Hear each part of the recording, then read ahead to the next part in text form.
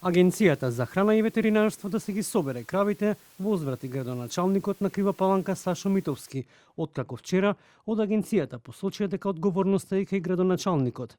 Митовски вели дека Агенцијата за храна и ветеринарство единствено може да ги одземе кравите кои слободно се шетаат низ градот. Обидите за префрлување на одговорноста кон општината се правно неосновани и не аменуваат фактичката состојба, бидејќи решението е донесено од страна на агенцијата. Правосилно е и извршно од април 2024 година, но до денес не е спроведено. Времето за изговори заврши. Време е институциите да покажат дека не се над законот и дека се во служба на граѓаните.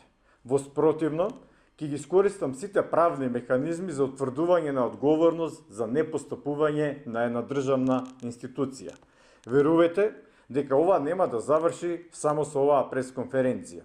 Доколку самата институција не постапи, ќе ги повикам граѓаните на мирни и достоинствени форми на граѓански протести и граѓанска непослушност, се додека решението не биде целосно спроведено. Директорот на Агенцијата за храна и ветеринарство Оливер Миланов во телефонски разговор посочи дека остануваат на вчерашниот став и дека проблемот мора да се реши бидејќи граѓаните ги трпат последиците.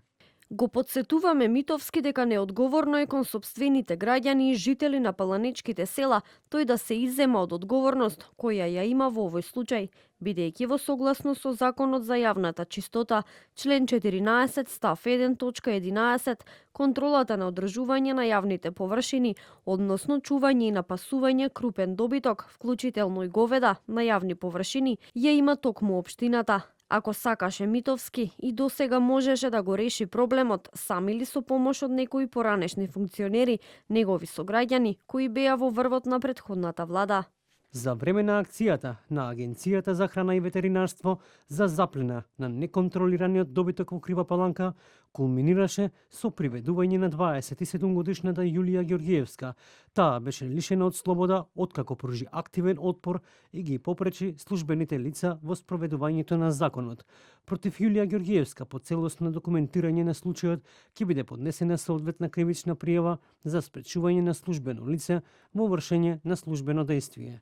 Инаку, локалното население постојано се жали дека кравите предизвикуваат штета и во градското јадро, каде што посегнуваат по овошјето и зеленчукот на пазарите. Овој случај со кравите веќе неколку години ја бранува јавноста, додека се бара решение граѓаните и понатаму трпаат штети, зашто пред 2 дена излегоа на протести побараа веднаш да се реши проблемот, бидејќи штетите кои ги трпат се огромни.